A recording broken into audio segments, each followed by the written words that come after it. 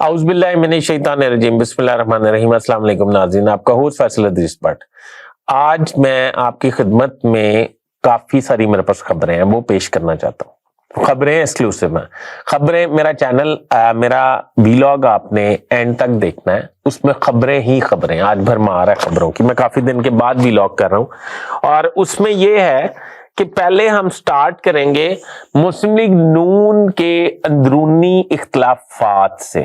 پہلے ہم سٹارٹ لیں گے، اس میں ہم آپ کو بتائیں گے مولانا فضل الرحمان جو ہیں وہ برف باری کا بہانہ بنا کر الیکشن کیوں ملتوی کروانا چاہتے ہیں، اس کے پس پردہ حقائق کیا ہیں۔ اس کے علاوہ آپ کی خدمت میں پیش کریں گے کہ مسلم لیگ نون کے اندرونی اختلافات، چودھری نثار مفتیٰ اسماعیل خاقان عباسی کے بعد نئے لیڈر ایک میدان میں آ گئے ہیں، وہ بھی آپ کو بتاؤں گا۔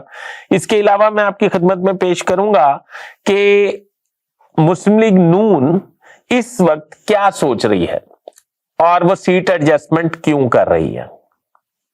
میرا چینل سبسکرائب کر لیں، بیل آئیکن کے بٹن کے دبا لیں، میں آپ کا بڑا مشکور ہوں گا۔ تو ناظرین شروع کرتے ہیں مسلم لیگ نون کے اندرونی اختلافات کے حوالے سے۔ مسلم لیگ نون میں آپ کو پتا ہے کہ جس طرح میاں نواز شریف صاحب، میاں شہباز شریف صاحب تمام جماعتوں کے ساتھ مل رہے ہیں اور ان کے ساتھ سیٹ ایڈجسٹمنٹ کر رہے ہیں، اور سیٹ ایڈجسٹمنٹ اس لیے کی جا رہی ہے کہ آنے والے وقت میں وہ 2/3 اکثریت حاصل کر سکیں۔ کیا یہ 2/3 اکثریت حاصل کر سکیں گے؟ آپ خود بھی مجھے کمنٹ میں یہ بتا سکتے ہیں۔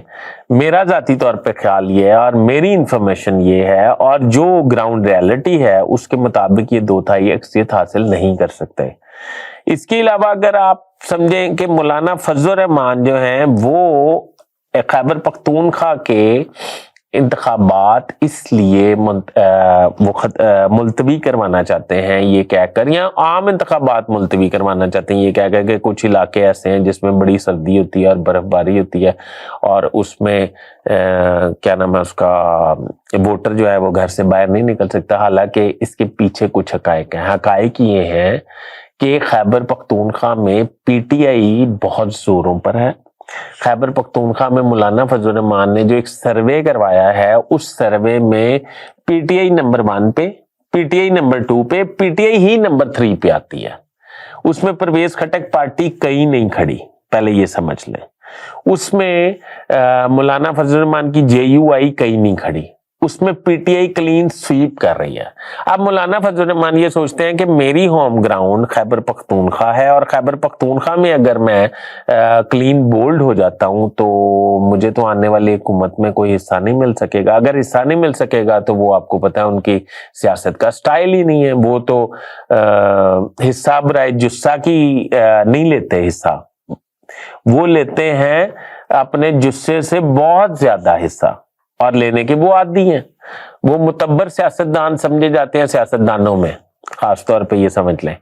تو وہ یہ سمجھتے ہیں کہ اگر آنے والے وقت میں کلین سویپ ہو گیا تو میں تو حکومت سے باہر ہو جاؤں گا، تو اپوزیشن میں تو میرا گزارا نہیں ہونا۔ اگر گزارا نہیں ہونا تو پھر میں کیوں الیکشن جو ہیں ان کو سموتھلی 8 فروری کو ہونے دوں؟ اگر ہو گئے تو پی ٹی آئی نے تو پول کھول دینا سارا۔ یہ اندر کی بات ہے۔ اب حالات یہ ہیں کہ خاقان، شاہد خاقان، مفتیٰ اسماعیل، چودھری نثار، یہ مین سٹریم لیڈر ہیں مسلم لیگ نون کے، اور مسلم لیگ نون کے سے اس وقت مسلم لیگ نون کی قیادت سے وہ ناراض ہیں، ان کی پالیسیز سے وہ اختلافات رکھتے ہیں۔ اب جاوید ہاشمی بھی کھل کر سامنے آ گئے ہیں، جن سے نواز شریف نے یہ وعدہ کیا تھا کہ جاوید ہاشمی صاحب آپ مسلم لیگ نون میں ہوں یا نہ ہوں، آپ کو یہ ٹکٹ مسلم لیگ نون کا ہی ملے گا اور آپ الیکشن مسلم لیگ نون کے ہی ٹکٹ پہ لڑیں گے۔ جاوید ہاشمی پہ اب اعتراض یہ اٹھایا جا رہا ہے کہ انہوں نے ٹکٹ اپلائی نہیں کیا۔ وہ کہتے ہیں کہ میں نے کبھی اپنی لائف میں ٹکٹ اپلائی نہیں کیا۔ وہ جاوید ہاشمی، اگر آپ کو یاد ہو تو جب مسلم لیگ نون برے وقت سے گزر رہی تھی، انتہائی کروشل ٹائم تھا، اس وقت جاوید ہاشمی نے اپنا کندھا دے کے مسلم لیگ نون کو سنبھالا تھا اور پرویز مشرف کا مقابلہ کیا تھا۔ اور جاوید مشرف کا مقابلہ کرنے کے بعد انہوں نے یہ جو مسلم لیگ آج ہے وہ جاوید ہاشمی کی وجہ سے بچی تھی، کیونکہ جاوید ہاشمی جو ہے سینہ تان کے مشرف کے سامنے کھڑے ہو گئے تھے۔ جب وہ کھڑے ہو گئے تھے تو انہوں نے، اور مشرف سے وہ ڈرے نہیں تھے، یہ بات ذہن میں رکھیں۔ دیکھیں ہمارے ملک میں ایسے لوگوں کی قدر نہیں کی جاتی، جو لوگ ڈکٹیٹرشپ کے سامنے تن جاتے ہیں، جو ان سے ماتھا لگا لیتے ہیں کمزور ہونے کے باوجود، ان کی قدر نہیں کی جاتی۔ ہم ہر اس بندے کی قدر کرتے ہیں، اگر آپ غور کریں تو ایسے بندے کی قدر کرتے ہیں جو ذاتی طور پہ اسٹیبلشمنٹ کا حامی ہو، اور پھر ہم اسٹیبلشمنٹ کے خلاف بات بھی کرتے ہیں۔ ہم اس امیدوار کو ووٹ دینا پسند کرتے ہیں جو تھوڑا شریف نہ ہو، کان ٹوٹا ہو، اور لینڈ کروزر اور 4 ڈالے آگے پیچھے لے کے 16 گنمنوں کے ساتھ پھر رہا، وہ ہمیں لگتا ہے کہ یہ ہمارا تحفظ ٹھیک سے کر سکتا ہے تو اس کو ووٹ دینا چاہیے۔ ہم کسی شریف آدمی کو ووٹ دینے کے لیے تیار نہیں، ہم کسی دکاندار کو، کسی پرچون والے کو، کسی تندور والے کو، کسی ریڈی والے کو، کسی شریف آدمی کو، کسی ریٹائر پرسن کو، شریف آدمی کو، خاندانی آدمی کو ووٹ دینے کے لیے کسی صورت تیار نہیں ہوتے۔ آپ کسی ایسے شریف آدمی کا، ویسے تو پاکستان میں ناپید ہو گئے ہیں شریف لوگ، آپ کو پتہ ہی ہے، تو اگر آپ ایسے کسی بندے کو ڈھونڈ کے کھڑا کر دیں تو اس کو 100 ووٹ نہیں پڑے گا۔ ویسے لوگ اس کی قسمیں کھا رہے ہوں گے، اس کی ایمانداری کی، اس کے کردار کی اور تمام چیزوں کی، پر اس کو 100 ووٹ نہیں پڑے گا۔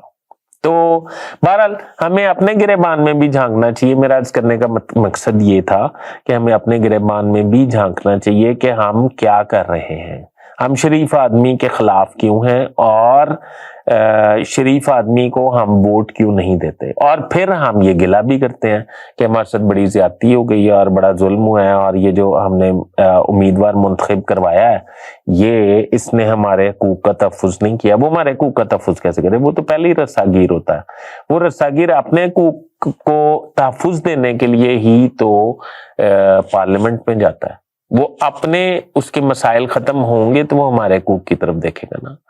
تو اب صورتحال یہ ہے کہ انہوں نے جاوید ہاشمی نے اور آپ کو پتا ہے کہ جاوید ہاشمی جتنی دیر پرویز مشرف رہے تھے، جاوید ہاشمی کوٹ لکھپت جیل میں رہے تھے اور مسلم لیگ نون کا تحفظ کرتے رہے تھے، اور مسلم لیگ نون کو اپنے سینے پہ لگا کے گھوم رہے تھے۔ اس وقت مسلم لیگ نون کا نام لینے والے بڑے لوگ کم رہ گئے تھے، بس جاوید ہاشمی جو ہے اس کا صدر بننا، مطلب اس سے وابستگی شو کرنا بڑی دور کی بات تھی، یعنی کہ اس سے وابستگی کوئی شو نہیں کرتا تھا۔ میں تو یہ کہہ رہا ہوں نا، کام رہ گئے تھے، وابستگی شو نہیں کرتا تھا، گو کہ اس کی صدارت اپنے کندھوں پہ اٹھانا یہ تو بالکل ہی بیل مجھے مار والا سین تھا۔ بہرحال میں یہ سمجھتا ہوں کہ آنے والے وقت میں اگر ہم نے ان شرفا کو ڈھونڈ کر پارلیمنٹ تک نہ پہنچایا اور اسٹیبلشمنٹ کے حامی لوگوں اور رساگیر لوگوں کو ہی پارلیمنٹ تک پہنچانے کا عزم کیے رکھا تو میرا خیال ہے کہ ہمارا معاشرہ یوں ہی گرتا رہے گا، روایات، اقدار اور سب کچھ گرتا رہے گا۔ اب آ جاتے ہیں مسلم لیگ نون کے اندرونی اختلافات کی طرف۔ مسلم لیگ نون میں دھڑے بندی ہو گئی ہے۔ مسلم لیگ نون میں دھڑے بندی اس طرح ہو گئی ہے کہ مسلم لیگ نون پنجاب کو، شہباز شریف صاحب تو دیکھتے نہیں تھے، مسلم لیگ نون پنجاب کو، پنجاب میں بیسک نون ہے نا، مطلب اگر نون پنجاب میں ہے، بیس ان کی پنجاب ہے، قلعہ ان کا پنجاب ہے، اس کے بعد وہ سینٹر میں پہنچتے ہیں، پنجاب سے جیتتے ہیں۔ تو ان پنجاب کے لوگوں کو، ورکرز کو اور پارٹی کو جو لوگ دیکھتے تھے، مریم نواز صاحبہ بھی نہیں دیکھتی تھی، وہ تھے حمزہ شہباز شریف۔ حمزہ شہباز کارکنوں سے لے کے لیڈر اور لیڈر سے لے کے جتنے عہدیدار ہیں، ان تمام سے روزانہ کی بنیاد پر انٹریکشن میں رہتے تھے، اور جب یہ لوگ، کوئی وزیر اعلیٰ بنا ہوا تھا اور کوئی وزیر اعظم تھا، اور کوئی وزیر اعظم ہاؤس میں بیٹھ کر سوشل میڈیا ٹیمیں چلا رہا تھا یا ڈیفیکٹو وزیر اعظم بنا ہوا تھا، اس وقت حمزہ شہباز مسلم لیگ نون کی تنظیم کے لوگوں کے مسائل حل کر رہے تھے، ان سے انٹریکشن میں آ رہے تھے، ان کے ٹکٹ ہولڈرز کے مسئلے حل کر رہے تھے، ان سے مل رہے تھے، ان کی خوشی غمی میں جا رہے تھے، ان سے رابطے میں تھے بہرحال، اور دورے کر رہے تھے، پنجاب کے تنظیم سازی کر رہے تھے۔ वो वाली तंजीम साजी नहीं जो तलाल चौधरी साहब वाली, ये सही वाली तंजीम साजी कर रहे थे, ये दिन के टाइम करते थे। तो समझ तो आप गए हैं। तो ये दिन के टाइम करते थे, तो ये इन्होंने मुस्लिम लीग नून को बहुत संभाला दिया था। अब हमजा शहबाज को साइडलाइन कर दिया गया। अब जब साइडलाइन कर दिया गया तो वो लोग जो हमजा शहबाज से इंटरेक्शन में थे वो घरों में बैठ गए। अब नवाज शरीफ साहब छोटी छोटी पार्टियों से जाके मिन्नतें करके तो मिल रहे हैं, परवेज खटक को तो राब्ता कर लिया है, तो उन्हें चाहिए कि अपने घर के लोगों को तो सीधा करें, अपने घर के लोगों को, अपने जो उनसे नाराज हैं, या वो मियां नवाज शरीफ साहब उनसे नाराज हैं, या कोई बड़े छोटों से नाराज हो जाते हैं, छोटे बड़ों से नाराज हो जाते हैं, इसमें कोई ऐसी बड़ी बात नहीं। हम इंसान हैं, हम अपने बुजुर्गों से भी नाराज हो जाते हैं और बुजुर्ग हमारी किसी बात से हमारे से भी नाराज हो जाते हैं। पर अगर हम इस कदर कॉन्शियस हैं चौथी मर्तबा वजीर आजम बनने के लिए, तो वो लोग जो हमारे घर के हैं, हमारे घर के मतलब आप समझे हमारा खून है और उनका स्ट्रेंथ भी है पंजाब में, अगर वो हमजा शहबाज अगर पंजाब में निकल खड़े हों तो आपको नजर आ जाएगा कि फौरी तौर पे पंजाब जो है मुतहरिक हो जाएगा और इलेक्शन का सीन आपको नजर आना शुरू हो जाएगा कि पंजाब में इस वक्त हो पंजाब में एकदम जो है वो रौनक लग जाएगी, क्योंकि वो उन्होंने ये 1-2 दिन में या 10 दिन 20 दिन में महीने में नहीं, उन्होंने कई सालों में दो दहाइयों यानी कि 20 सालों में की उनकी मेहनत है। तो मेरे ख्याल में नवाज शरीफ साहब को बलूचिस्तान जाके किसी को मनाने की बजाय या सिंध जाके या खैबर पख्तूनख्वा जाके तो पहले अपनी पार्टी को मुनज़्ज़म करना चाहिए। बहरहाल मेरा तो एक तजिया है, आगे तो वो बेहतर समझते हैं कि उन्हें क्या करना चाहिए और क्या नहीं करना चाहिए। और अभी खाकान शाहिद खाकान और मुफ्ता इस्माइल और चौधरी निसार को भी नवाज शरीफ साहब को मनाना चाहिए, जहां वो जाके चौधरी शुजात साहब के घर पहुंच गए हैं। चौधरी शुजात वाला वीलॉग मैं बाद में करूंगा। अगर वो उनके घर पहुंच गए हैं तो मेरा ख्याल खाकान, निसार और मुफ्ता और ये जो लोग हैं जवेद हाशमी, इन्होंने ऐसा तो कोई काम नहीं किया जो चौधरी शुजात ने। चौधरी शुजात ने तो पूरी किताब लिखी हुई है मियां बरादरान के हवाले से उनके खिलाफ, तो उनके खिलाफ वो डिक्टेटर के हामी भी रहे हैं, जो उस डिक्टेटर के हामी रहे हैं जिसने उनको सजाए मौत दिलवाई थी। बहरहाल मैं ये समझता हूं कि नवाज शरीफ साहब को मुदब्बर सियासत की दागबेल डालनी चाहिए और नाराज लोगों को, जो गो के वो अपने हों या गैर हों, उनको गले से लगाना चाहिए। जब वो निकल ही पड़े हैं तो फिर सबके लिए दरवाजे खोल दें।